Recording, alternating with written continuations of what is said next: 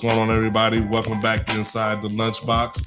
This is your boy, Chef Mac, and I'm once again here with This is Levi. How are y'all doing? How are we doing? The infamous Levi. The infamous Levi, indeed. The all-around button pusher figure out of technology over here. Yeah, Levi is definitely the man. That's why they're all color-coded. The myth, the legend. No, not at all. So, Mac, how was your week? Man, it was good, man. Busy working. It's been a crazy week, bro. Yeah. Started a new job, building pretty much like you said, what was it? Generator? No, not generator. Transformers. Yeah. That's crazy. I work, I don't even know what I'm building, right? Yeah. Well, I mean, it's all right. It's I know that because I was a radar tech in the Navy, and so we had to convert AC to DC power, DC to AC power, and it's usually transformers and large capacitors that do that. Okay. At least from my experience in doing it. Oh, okay. So man, look, we're doing our 5-part series on different foods in different states. What is each state known for? What food are they known for? I'll tell you one thing the United States is known for. It's winning the most gold medals in the summer 2024 Olympics. Let's go. Let's go. USA coming out on top. Had a slow start in the Olympics, but then we caught up. Actually, we didn't win the most. We tied China for the most, 40 gold medals each. But because the U.S. has the most silver and also the most bronze, that's the tiebreaker. Oh, okay, yeah. Sweet. So look, and our U.S. women's team, they won 2/3 of those medals. So shout out to the ladies for winning all those gold medals for us and keeping us competitive in the Olympics. So what do you think? What do you think about the overall the athletes that we had in the Olympics? They were just dominating. No matter how you look at it, whether it's Katie Ledecky in the swimming, breaking all kinds of records, breaking her own records, like the 20 top times for her competition in the 1500 meter swims are all held by her. It's not even a competition when it comes to the 1500 meter swim with Katie Ledecky. And then you had Simone Biles having an amazing comeback. I think she won 3 gold medals this time. She is the most decorated U.S. gymnast and gymnast of all time. Wow. And then Katie Ledecky broke the record for the most decorated female athlete at the Olympics of all time. So what do I think about our athletes? I think they're dominant. There's no other way to describe just how amazing these past Olympics were. And I think the competition ended yesterday. Okay. So the Olympics ended yesterday with the final ceremony and everything. Women's basketball winning another gold. I think our women's soccer won another gold. Men's basketball won another gold. It's just amazing. Just watching it. I had a hard time keeping up. We were winning so many medals. I was like, oh, and another gold, and another one, and another one, and another one. So yeah. I mean, I thought the Olympics went well. I was kind of worried about the basketball team. Yeah. I mean, the other countries are really starting to step up when it comes to their basketball programs. So the question that we had at the VFW was, are the other countries catching up with talent to us, or are we just not playing the basketball we used to play back when? You can't look at LeBron James and Kevin Durant and Steph Curry. Look what those 3 athletes did on top of all the other people who were there, all the other U.S. athletes, and say that we're not competing at a high level. We are competing at the highest of levels. The thing is, other countries are starting to develop their basketball teams more because basketball is a traditional U.S. sport. Yes. So when it comes to other countries and their sports, you're looking at like things like cricket, rugby, soccer. But when it comes to the United States, what are our top sports? Baseball, basketball, and gridiron football. Yeah. So other countries like Serbia and South Sudan and France, they are stepping up their basketball programs because they have always had really good basketball players, but they'd only have like 1 or 2 and they'd play in the NBA. So they're developing their own teams. Their teams becoming more competitive.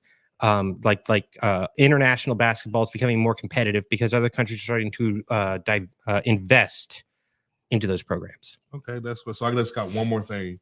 Have you checked out the breakdancing on the Olympics? I did. Did you see Australia? I did. I was sending memes to Tiffany, my fiance. I was sending her a bunch of memes about it. I'll have to send you some.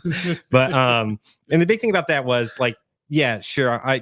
Australia does have some great break dancers, but unfortunately, the criteria for them to get into the Olympics went to this one particular break dancer who had her own style, and that style was just not what we would assume what we would call breakdancing.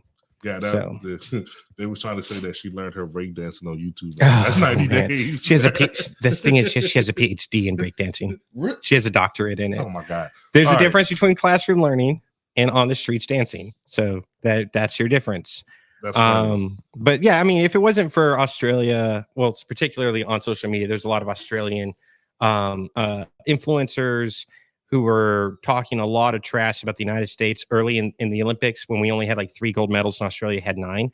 So obviously those early competitions aren't things that the US normally scores well in, like air rifle shooting, things like that. So once the US started being dominant in their gold medals, mostly during track and field, it's when like that beef really got loud between the US and Australia. And then the breakdancing happened. And that was just the cherry on top. It's just like, oh yeah, Australia, our main competition. Look at how you're look at your Olympians. So, all right. Well, shout out to the US for winning the most medals. Most medals overall. And most gold medals too, right? Tied with China.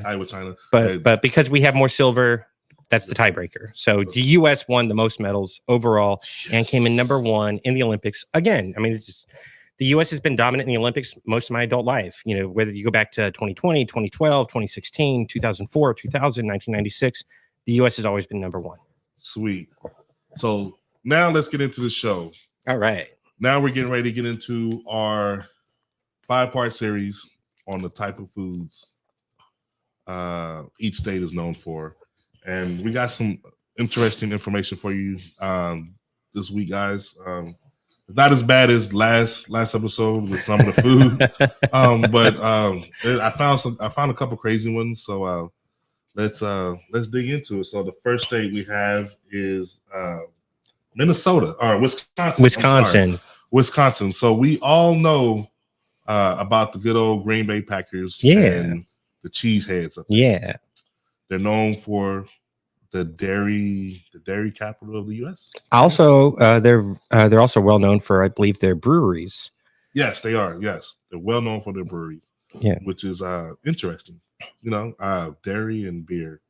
But anyway, so one of the recipes that I found, one of the dishes that I found is called. Actually, sounds really good. I would definitely try it. It's called beer cheese soup. There you go. That's the combination of the brewery and the cheese. Exactly. So you get your. I wonder if there's a specific type of beer they use, or it doesn't matter. So what it is a soup style, and it has cheese curds in it. Pretty much cheese curds inside of it, and it almost kind of looked like a hearty chicken noodle soup, kind of sort of, without all the noodles in it. It looks really, really good. Yeah, it looks like it has meats, potatoes, other specialties. Order of the day: the beer cheese soup is made with Huberbach beer and sharp cheddar, and is garnished with yet another Wisconsin favorite, popcorn. Oh, as the rest of the menu, you can read through the food and description of the gallery. That is wild. Wisconsin, y'all are wilding out. I would try that. They have so they're saying there's popcorn in their soup. So yeah, see the topping. So that's popcorn. Oh man, I thought that was cheese curds. No, man, you were giving them way too much credit. So Wisconsin takes the 3 things it's famous for: beer, cheese, and popcorn, and makes what I would call a potato soup out of it. So yes, it looks really, really good. I definitely would try that. I would try that. Definitely give that one. I'm definitely going to try that really soon. The Midwest usually brings it when it comes to food. I will say this. And so if you don't know what the Midwest is, a lot of people think like the Midwest is like Nebraska and stuff. No, those are the plain states. The Midwest is Minnesota, Wisconsin, Illinois, Indiana, Ohio, and Michigan, and parts of, I would say, Western Pennsylvania. Yeah. So Midwest, so far you're doing the thing. Yeah. So our next one for Wisconsin is the bratwurst. The bratwurst. Now we all know that the bratwurst is a European dish. Mm-hmm. My family's originally from Germany. So when I think of bratwurst, I'm thinking Germany. I don't know if that's actually where. That's probably where it's from. It sounds like a German. Yeah, bratwurst. It sounds like it has a German spelling. Sounds like a German word. Yeah, with some sauerkraut. Oh my god, and a good brochant. And for you guys that don't know what brochant means, all it is bread. It's a roll bread but it's crispy on the outside, like it's a ball, crispy on the outside, and it's really, really moist on the inside. Yeah. So definitely try out the bratwurst in Wisconsin. You could do it any kind of way. You could do a beer, cook it in beer. Mhm. A lot of people cook their bratwurst in like a dark beer, Right. like a Shinerbach, or it don't really matter. Beer just makes it taste a whole lot better. Yeah, and the Midwest has a lot of German immigrants to Yes. it. When you think places like Iowa, parts of Indiana, Illinois, Wisconsin, you're talking a lot of German immigrants. Yeah, So that's where you're going to have your brats. That's where you're going to have your German, foods. yeah. All right, moving on to the next Midwestern state, the great state of Illinois. Illinois, Shot-town, Yeah, Chicago. So when I think of Illinois or I think of Chicago, I think of pizza. deep Yeah. dish. Yeah, I was stationed in Great Lakes, Illinois, for about a year when I was in the Navy, and you could hop on a train from Great Lakes, Illinois, and you can end up in Wisconsin. You could end up in Chicago, or you could end up in Indiana off that one rail line that just runs through past all those cities. And so I used to hop on the train all the time and go to downtown Chicago. And I had a Chicago native who was in the Navy with me at the time. So he was able to show me like all the parts of town, get all the best foods. They have a great Chinatown down there, really good food down there too. But yeah, the deep dish pizza, and it's not quite like you think of a normal pizza. It's like a lasagna. Oh, man, but don't call it a lasagna. Yeah, don't do that. So the first time I was in Chicago, I was traveling from Texas. I was going back to the Middle East, and I had to stop in Chicago O'Hare Airport. By people, 9.5 hour hangover. It's probably the second worst airport that I've ever been to, besides what's that? The airport in England. I think of it and I'll come back to you. Yeah, but it's definitely the worst airport I've been in. But while I was there for 9.5 hours, I got to taste the most amazing deep dish. Oh yeah, and the Chicago style dog. Yeah, where they put they put like the cucumber on the dog. They add stuff because it talks about it here. It's between their really good pizza, they have their salad topped hot dogs, which yes, they put cucumbers and all kinds of stuff on their hot dogs. It's good if you've never tried it. It's good. So yeah, it was really, really good. So for 9.5 hours, I got full off deep dish pizza. And I had it more than once because I was there for 9 hours. Big boy. So, yeah, they also have their, besides their deep dish pizza, they have their I don't even want to try to pronounce that. Semita Atomica. Yeah, so I put that on there because it had a weird name and it's a Mexican sandwich. So if you guys been here in Texas, you ever ate at like a Shalosky's or it kind of, so imagine it looks like the type of bread that Shalosky has. And then it could be like a sourdough bread, maybe like a French, I don't know. And it has pork on it, like ham and mustard, lettuce. And I think, let's see, it is the sauce that it has on there. It's pork, mozzarella, like cheese, pineapple sauce, chipotle pineapple sauce, spicy citrus herb called papello.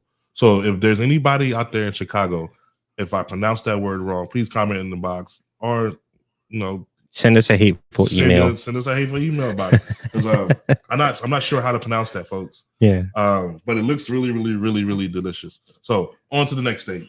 All right, Missouri. Nobody can decide if you're a Midwestern state or a Southern state, but it's all right. Missouri. We believe in you, Missouri. The mighty Mo. So I don't know anything about Missouri. I just know that's where I did my AIT. Oh yeah. I mean, no, I'm sorry, my basic training in Fort Leonard Woods, Missouri, right? Fort Lawson Woods, Missouri. Yeah. So I did my basic training out there. I got family in Missouri. It was cold, not fun, but really cold. Yeah. So the gooey butter cake apparently actually sounds really good. It does sound really good, actually. I don't even know what's in it. I mean, I read what's in it when I did my research, but 10 out of 10, I would eat this. Yeah, just because the name. Yeah. So apparently it's from St. Louis. I have friends in St. Louis. Few food fans visit St. Louis without trying the gooey butter cake. What is it? It's a flaky yet cakey crust with a rich, slightly chewy cream cheese and vanilla topping. Some are gooier than others. Some are cloyingly sweet.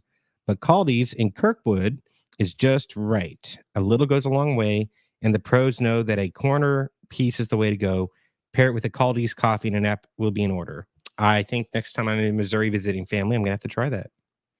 So I'm looking at it. It kind of looks like a brownie, because we all love the crust of a brownie, right? Yeah, it's like a there's a term for these type of little cakes. Yeah, it's kind of like a brownie, but think of like a vanilla brownie. So, question for you guys: is a brownie a cake or a cookie? Oh my god! Is it a cake or a cookie, folks? Comment in the box below. Or send us a hateful email. Is a brownie a cake or a cookie? Huh. Let's go. Huh. That is interesting. All right.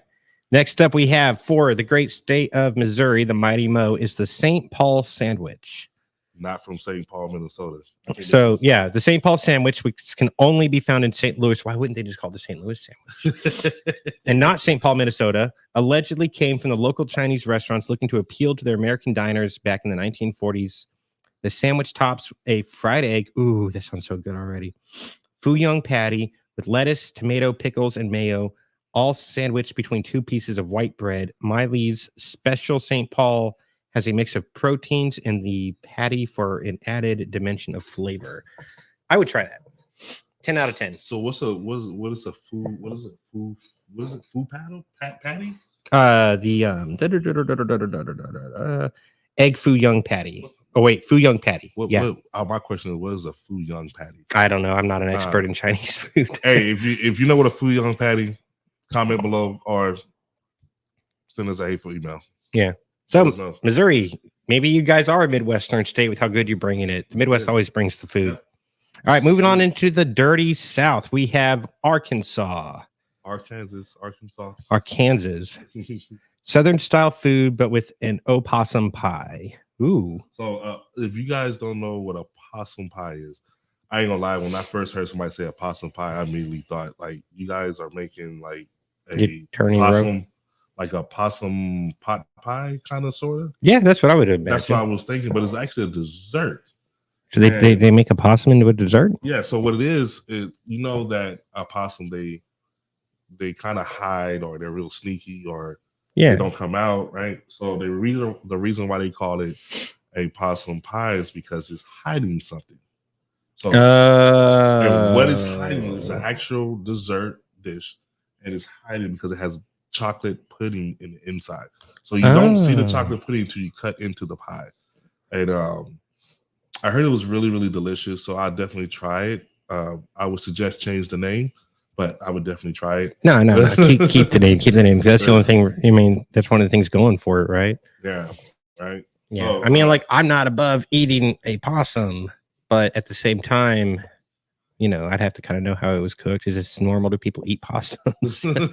I'll try anything once, except for the things that we talked about from those other states. When I certain body parts, I'll try any animal, but I won't try certain body parts. When I see a possum, man, I when I think about eating the possum, all I do is see its ugly face, and I'm just sitting here like, God, man, God gave this creature no type of like special like good looking features. It's a horrible looking creature. Horrible looking creature. So on to the next one. We're going to Michigan, the mighty state of Michigan, home of the Detroit Tigers, Detroit Lions. Oh yeah, and Eminem. And shout out to Shayna. She's from Michigan. Oh yeah, my family's from Michigan. She told me that she doesn't know what Michigan is known for food. Yeah. And we made a comment about crackers and milk a while ago. So let's dig in and see this dish that Michigan has, or this little dessert drink, actually sounds pretty delicious. Yeah, so it's called a Boston Cooler. Has nothing to do with the city of Boston and everything to do with the city of Detroit. Why not just call it the Detroit? What's wrong with you Midwestern states naming your stuff? So the delicious ginger ale, Verner's, born and bred in Michigan, is mixed with vanilla ice cream to create it's like an ice cream float, but with beer. A root beer float with ginger beer, bro. Oh my goodness. The cooler gets its Boston name from Detroit's Boston Edison district. Okay, that makes sense. The smooth and fully blended flow is the perfect balance of gingery spice and creamy vanilla for a summertime sweet treat. Wow, That sounds really good that sounds amazing. with some alcohol in it. All right. What else has Michigan got going for? Because that's really good. So, yeah. So, great job on that, Michigan. So the next Yeah. one is a hot fudge cream puff. What is it? Yeah, hot fudge cream puff. So what I'm looking at vanilla ice cream Mhm. with some type of Fudge, fudge on top of it, and like caramel. is that caramel? That looks like caramel. Caramel on top, and it's just sitting right on top of a vanilla. So you just Super take this vanilla big ice thing cream. of like vanilla ice cream and you put like a hot fudge and then you put caramel on top of it. And that's your hot fudge cream puff. All I know, it looks delicious. Oh, I would 10 out of 10 Yeah, would 10 out try of 10. this. Michigan, you're coming up in the world, baby. Let's Yeah, go. yeah. We got two good dishes. Dessert, but it's okay. It's Back to still food. back, yeah. Back to back. Huh. That's yeah. amazing. Would try. Hey, Shayna. Hey, you guys are known for desserts. Yeah. All right. The next state, Indiana. Now, I have been to Indiana a lot. And I just want to say, love your state, love your rivers. Went on a lot of canoe trips in and around Indiana, a lot of biking trips in and around Indiana. I don't remember y'all having any kind of special food. When I was looking up the Indiana. But Michael thing. Jackson's from Indiana, so there's that. Hammond. He's from Hammond, Indiana. Kind of explains it. Shout out to Michael Jackson, MJ. Oh, rest in peace, Michael Jackson. You know what? Shout out to all the Jackson family. Oh yeah, the Jackson 5 was amazing. Janet Jackson was amazing. Yeah, I think as of right now, you guys have all right. So what we have the worst. We've covered some gnarly stuff on this podcast, on this series of the 50 states. Indiana. So what we have is a fried brain sandwich. Before you get too grossed out, keep in mind that fried brain really isn't common anymore. I am mentioning why, but it is authentic. It's authentically what? The brain sandwich came to the Evansville area with German immigrants. God, y'all were doing so good too. And was once served in taverns and small town diners around the area. A few places offer it today. Those that do use pork brains rather than beef. Yeah, you don't want mad cow disease. The Hilltop Inn still proudly serves its jumbo fried brain sandwich to longtime local fans and curious tourists alike. WTF.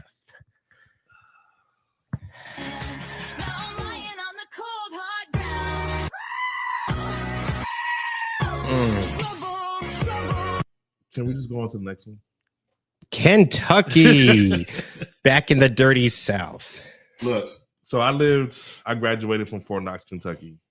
And one thing I can say about Fort Knox, Kentucky is that their Southern style food is pretty amazing. Mm-hmm. It was the first time I've ever tried.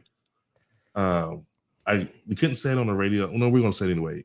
SOS or shit on shingles or biscuits and gravy. Yeah. I was still kind of young. I didn't grow up eating biscuits and gravy, and it was the first place I was at a Shoney's restaurant, and they had biscuits and gravy. And I seen this lady; she just pounding it on there, and I'm like, "What is that?" And she was like, "It's biscuits and gravy," and in my family we don't do white gravy, so I'm like, "Ugh, gross! It's white gravy." And I low key went back up there and I grabbed the biscuit, put the gravy and the meat gravy on it. I was like, oh, it was freaking delicious. Changed the world. To this day, one of my favorite things to eat, biscuits and gravy. But this one is a little different. It is called spoon bread. It's a crusty gold spoon bread scooped straight from the baking dish and served with fresh butter. James Beard called spoon bread a heavy souffle. It is cornbread's fancy cousin. Oh, it's cornbread. So egg, buttery, tender, and moist, while yellow cornmeal reigns in some parts of the country. Legendary mid-20th century Boone Tavern manager and cookbook author Richard T. Hugan Required white cornmeal for the tavern signature dish. Home cooks can choose many recipes to add. Spoon bread. Huh. So it's basically like it's basically just a fancy type of cornbread served with this from on a spoon. So I would take that and I would make that exact recipe. You think of all the things Kentucky's known for, though, right? Yeah, Like so, fried chicken. Fried chicken. Yeah. I got that down on there. Fried chicken. What else do I have? Hot chicken. No, that's Tennessee. I'm sorry. Yeah, we're moving on to Tennessee here. But yeah, so Kentucky. But also bourbon whiskey is bourbon also whiskey, a Kentucky thing. I mean, this is not food, but they're also known for tobacco. Oh yeah. Kentucky, Virginia. Yeah. They would definitely be known for tobacco. But yeah, so definitely what I was thinking about with that spoon bread is making the spoon bread, but stuffing it with like some Texas chili. Yeah. Heck yeah. And eating it like that in like a little bowl and put it in the oven, let it get that crispy, buttery. Oof, man, sounds delicious. Kentucky, I think that's one for you guys, but I think that's the only thing. Oh, moonshine. It's the only thing on our list. Does not mean it's the only thing Kentucky's known for. It's just the one odd dish that stood out. And Colonel Sanders. Yeah. All right, moving on further. The more we get into southern states, the better the food's going to get. Oh, that's true. Maybe it's because I'm from the South. Maybe it's because I was raised in the South, but southern food is just amazing. But we have Tennessee. Tennessee is known for dried ribs. Did not know that about Tennessee. So for you guys that don't know, dry ribs is nothing but a dry rub, right? I've argued this a lot with Tennessee. They always argue with Texas saying they got the best barbecue. Texas said we got the best barbecue. Tennessee says they haven't. One thing I can say about Tennessee is that your dry rub is amazing. Yeah. Your ribs are amazing. But guess what, Tennessee? We dominate on dry rub and wet barbecue sauce. Well, just saying, like we got it sold up. Maybe we do both of them. You do realize a lot of early Texas settlers were from Tennessee, right? So you know that, right? We don't want to talk about that. Okay, moving on. Because I mean, if I'm not mistaken, Sam Houston's from. If I'm not mistaken, he was the governor of Tennessee at one point. I don't know if Sam Houston was, but he might have been. So what I was told was that. But you talk about like Davy Crockett and all of his Tennessee volunteers and all that stuff. Like a lot of Texas settlers have their roots tied back to Tennessee. So let's bring out some sports a little bit. So Boogie, one of the infamous Boogie down to VFW, shout out to you, Boogie. He told me that Sam Houston was the governor of Tennessee. Okay. And if you think about it, the governor of Tennessee, what color is the Tennessee Volunteer colors? Oh, isn't it orange? Orange. Right, with the big T. With the big T. Now, what color is the Texans? The Longhorns? The same color. And they both had the same governor. With the big T, yeah. Well, with the big Longhorn. And they both had the same governor. Huh. So maybe, yeah. You also, now, no offense to, people in Tennessee or anything, but y'all did steal one of the best football teams of all time. So, yeah. Just saying. That's why we're the best, because we created a really good football program and then you guys stole it, so then we had to turn on and create another football program. Maybe it's because I'm from Houston. I'm just a little sore about the Houston Oilers. All right. Anyways, Tennessee's a beautiful state. I've driven through it many times. Amazing food, amazing people. You guys have everything from like fried bologna sandwiches to your Tennessee whiskey to your fried chicken. All around, hands down, just a great state. And I've loved it every time I've been there. Moving on to the mighty Mississippi. M.I. Crooked-letter, I, hunchback. I, Mississippi. Mississippi, I think, is number 2 of the worst food. What? It's only because of this one dish. Like, this food sounds like I'm like on some type of camp and there's really no food around and we're eating like sawdust and stuff like that. Oh man, it does sound like Mississippi. So Mississippi, you are known for this thing called the slug burger. Yeah, they are a source of hometown pride in Corinth and other northeastern Mississippi towns. Oh, that makes sense, northeastern parts. Near the Tennessee border, created during the Depression when meat had to be stretched with a starchy filler. That makes sense. They used to sell for a nickel, sometimes called a slug. The mix may contain pork or beef, soy or potato flour, They're pressed thin and deep fried until crispy, but still soft in the middle, and served hot on a grilled soft bun with mustard, pickles, onions, and sometimes standard burger adornments. Order one at the Borum's drugstore in Corinth, an artifact-filled landmark where the soda fountain dispenses homemade Cokes and milkshakes. That actually sounds good.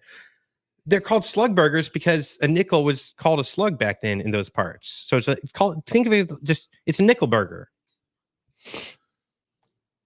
They're not eating brains, at least like Indiana was. That's true. I give you that. So Mississippi, I guess I will. When I go to Mississippi, I want to try a slug burger. Yeah, if you guys have them. It's a nickel burger. Hey, aren't they called? Oh, okay, yeah. So yeah, nickel burger. Do they have anything else? That's all you have on the list. On the slug burger. Oh. That sounds really good, though. I mean, and there's history behind it. It's sold at a historical place. I mean, I don't know. I'd try it. We need to do a road trip one of these years and just like road trip through these places and eat their famous food. Yeah. So I was thinking about real soon, man, that we pick maybe the top 3 that we want to try. Yeah. One of them has to be a bizarre. Not going to be the brains. Not doing it. Sorry. Nothing brains or mountain oyster related. I'll try. You can try it. I'll try it. You can try it.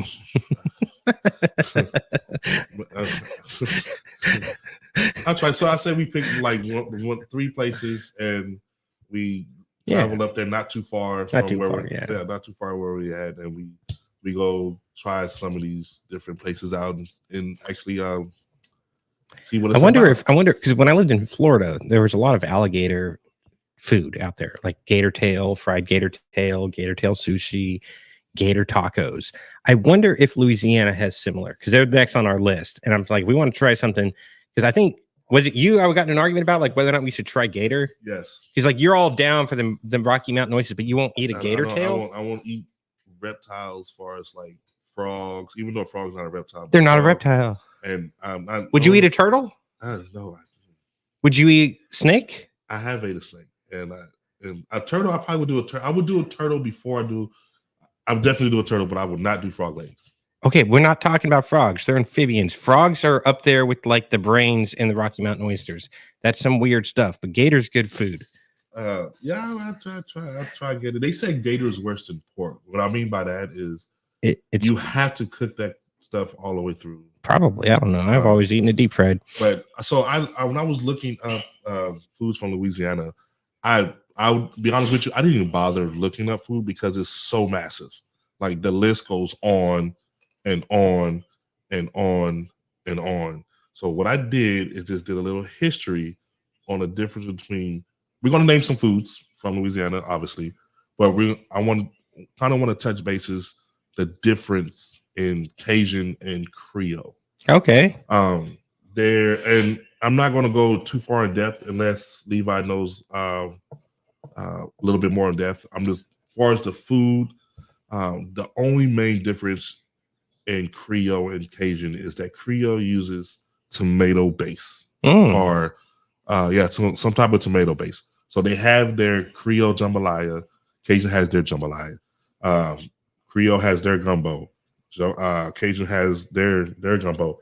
And the difference is Creole use a lot of tomatoes or tomato paste in their cuisines. Mm-hmm. So that's really the big difference about it.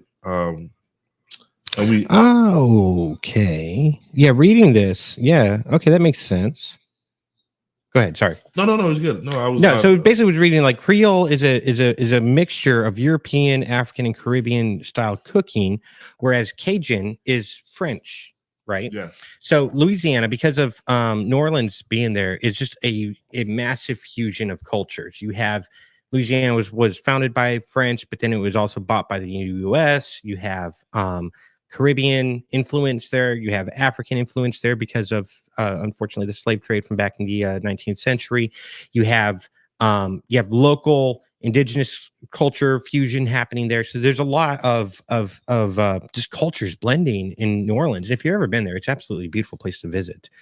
But yeah, just read this. So Cajun is that 17th, 18th century French, those original French settlements And then Creole is the fusion of European, which would be like British, French, Spanish, as well as African and Caribbean Yeah, cooking.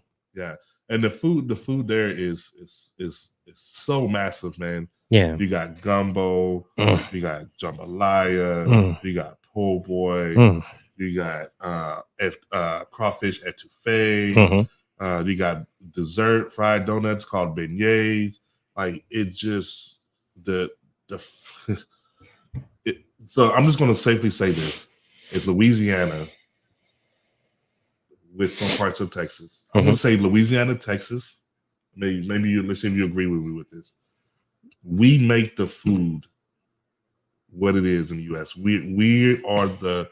If you look at the United States and you say food, you're going to think of Louisiana and Texas. I would agree with that because Houston has over 600 different types of cultures represented just in our city. And Houston, as far as like the 4 big top cities are concerned, Houston is known for having a massive variety of food. Yeah. And we are right there on the Gulf Coast, not but 80 miles from Louisiana border. And then you have New Orleans, which again, as I already iterated, has massive amounts of culture infusion from all over the world. And their food is just world class. Yeah. So as far as food goes, if you're a foodie like myself, you're going to enjoy the Gulf Coast. And that would include Louisiana and Texas. Oh, I just got distracted. Side note, squirrel. Hey, guess what I seen today at HEB? What'd you see? They were cooking green hatch chili Oh, outside. heck yeah. I thought I'd just bring that up. Sorry. A little bit off Texas topic. is also so massive. You have to realize Texas is larger than the country of France. Yes. So in Texas, you also have your barbecue.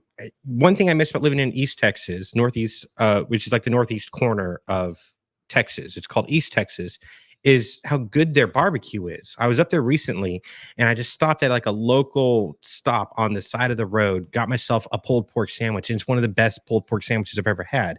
Southeast Texas, we have good food, but I don't think we have quite the barbecue that East and North Texas has. Yeah. And we also have really good Mexican food here in Southeast Texas, but I don't think we have the Mexican food that's as good as, say, El Paso has.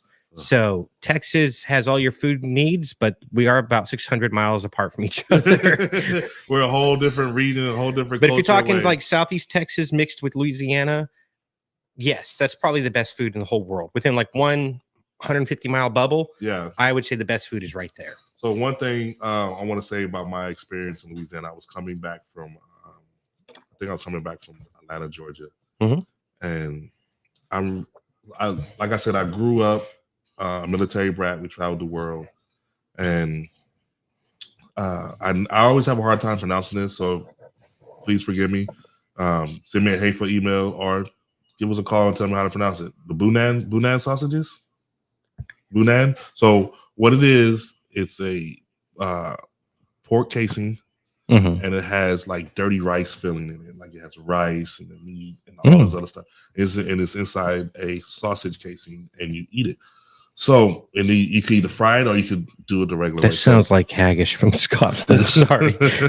That's what I'm visiting in my mind. So it's really, really good. So I was coming back from Georgia, and I'm almost in Texas. I'm probably about maybe 75 miles from Texas-Louisiana border. And I decided to stop and at this gas station and give me something to drink and a bag of chips or whatever. And I walked in there and they had fried boudin. Ooh. And so I was like, I've never had fried boudin before. So I grabbed me one. It was on a stick, grabbed me something to drink, got in my car, got back on the highway heading towards Texas. And I promise you not, I think I drove about 15, 20 miles, turned the U-turn, got off the highway, flipped the U-turn, went back to the gas station and grabbed me a fried boudin and a regular boudin, got back on the highway and went home. That's just how good it was. It was freaking delicious. It was spicy. Oh man, it was like it was heavenly sent. Nice. Heavenly sent. Nice. So, all right. So that's our 10 states for this episode. But let's go ahead and do our new thing that we're going to be doing on this podcast is we're going to give a local restaurant shout out.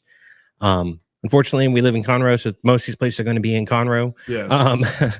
But if we're ever out traveling or visiting somewhere, we'll do a local restaurant from wherever we're at. So I actually tried this restaurant. Yeah, no, I tried it for the first time 2 nights ago. We were there. My fiance and I were playing poker at the local VFW. When we got done, I actually won some money. And she's like, "Oh, we can go out to eat." And I was like, "Yeah, sure." So then she took me to this place called Monkey Tails. And it's right on it's not 105. What's Fraser. Fraser or State Highway 75 that runs up and down north through the center of Conroe. It's right on Fraser Road or State Highway 75. It's really good. The wait staff there were amazing. They were open pretty darn late. I would Yeah, say. they were We, open till 2. yeah, because we were there around like midnight when we got done playing poker. Yeah. They have amazing pizza. They have amazing quesadillas. They have these little like pork rind Chicharrones. Yeah, those things. Look, when I was there, they were freaking good, man. That was the highlight of my night. They the were popping. chicharrones. I'm not a huge fan of pork-based food, but even I enjoyed and ate those. They have this like great queso dip you Yeah. can dip them in. Really good. Now I don't drink, but the people I was with, they were ordering drinks from the bar, and Yeah. they were just praising at how well the drinks were made. Because like some of these drinks they were ordering were pretty darn complicated, and they looked really good. But from the people I was with, they were saying, "Hey, the drinks were just absolutely amazing." So when I went to Monkey Tails, I went there, and when they brought the chicharrones out, they were still popping. Like you could hear them pop. They were popping in the basket. Pop, Yeah. pop. And I'm sitting here like, man, these are some big chicharrones. I'm like, oh, they made them good. So I bit into one, and I looked at Tiffany, and I was like, oh my God, these are freaking good. They're freaking good. We had some other food there. We actually had like their potatoes and their sausages because they had crawfish at the time. And the only thing that I could say that I wasn't a fan of, but it was still good, just my least favorite, I wasn't a fan of their chorizo style pizza. We had meat lovers, so I don't know. But the crust on that bread, on that pizza, was freaking fantastic. I was taking the crust off the pizza and dipping it in the queso dip that came with the crust was whatever you're calling them, the pork skins, so, for lack of a better word. Yeah. So, but with that, so yeah, definitely check it out. They're right there on Fraser, right next to, if you're in the Conroe area. They're right next to the Johnny B. Dalton's. Right. And same parking lot as the Johnny B. Dalton's. Mavericks. Right across the street from Hippo Burger, I believe, which I'm going to be taking a trip to Hippo Burger and giving my reviews on Hippo Burger. I think Mavericks is like a little bit further north. If you get to Mavericks, if you head north and you hit Mavericks, you've gone too far. It's the shopping center before that. I thought they were in the same shopping center. Okay. Don't. I always get those two shopping centers confused. Okay. The reason why I know this, I'm a big comic book nerd. Mavericks shares a parking lot with a comic book store. Marshalls. Well, I'm wrong. It's Marshalls. So if you go to Marshalls, you're too far north. You're too far north. My bad on the Mavericks. So definitely check it out. With that being said, I was saying something, but I can't remember what I was saying. Recipe of the episode. We need to have like a little button for like the recipe of the episode. We're about to do big things. You gotta bear with us here. I work a full-time job. Levi, he works. He's a busy man. He does a lot of work. If you guys don't know, Levi does a lot of work in the community. He's a very hands-on guy when it's coming to dealing with is the right word, like social problems? Yeah. Social issues? Yeah. Community issues and lack of a better word, I'm a community organizer. He's a community organizer, and I would also be an activist. Would be kind of sort of true. That is a term you can put on me. He's a great guy, great judge of character. So if you guys ever see him out there, say hi. But a real good guy. So recipe of the day. I don't let's see. Recipe of the day. I could give my chili mac real quick. I would say I think we did the chili mac, but I changed it this time. I made it again, but I added. So it was the same thing. I had my Wolf brand chili. I had my Velveeta shell mac and cheese. I did it the normal with the noodles, and then with the pasta noodles. I spiced it with my onion powder, my garlic powder, my pepper, and everything. But when it was all ready to go, I poured in a big can of red kidney beans, juice and all. Mixed it in, ate it, and I just can't tell you the flavor that the kidney beans added to the chili plus the mac was spectacular. Levi's recipe of the day. The quick 10-minute meals for single dads. For single dads, yeah. single No. dads. There you go. I think from when I started boiling water till it was all done, it was like 15 minutes, but that meal popped. It was delicious. It was really good to go. So yeah, so you want your Wolf brand chili, you want your Velveeta and cheese macaroni shells, and then add in a full can of kidney beans when it's all done and made. Add in the kidney beans, mix it all up, let it heat for about 5 to 10 more minutes, then serve. So so no longer could we give that a name? Like the Rex Mac? Or the Mac and Rex? I don't know. What thing is The Mac and Rex. The Mac and Rex. The Mac and Rex. But I do got an idea though. Maybe if you guys that like salmon, real quick before we go, we got probably about a couple minutes left or whatever. Get you a salmon steak or an 8-ounce piece of salmon with the skin on, oil it down, salt, pepper, get a little bit of dill, put it on there, sear it. Now, sear it skin down. The reason for that, skin down, always skin down. All right. When you're searing your salmon, you'll start seeing a little line of where certain parts of the meat is starting to get cooked and done. When that gets about halfway, your meat is going to release, or your skin is going to release from that pan from being hot. Then you flip it. The reason why you wait that long is so you won't tear your crispy skin. Mm-hmm. Your skin is going to be real crispy. All right, push that to the side. Now we're going to make your dill sauce. What you're going to do is take your heavy whipping cream, chop up some dill, take the stem of the dill, slice it a little bit, get some of that juice out of there, dump that into the heavy whipping cream. After you let your heavy whipping cream simmer for a few minutes, get some of that milky taste out of there. Put you some capers in there, some lemon zest, some lemon juice, mix it all up. And once it reduces down and becomes a sauce consistency, and pour that over your salmon over a bed of rice. Sounds good. That does sound good. So, and with that, we have to start signing off. Thank you guys for coming out. You guys are awesome. Make sure you follow us on all of our socials: Instagram, Facebook, TikTok. And we're available on all podcast platforms. Definitely check us out. You guys are super awesome. And time to go. All right. We will see you guys in 2 weeks.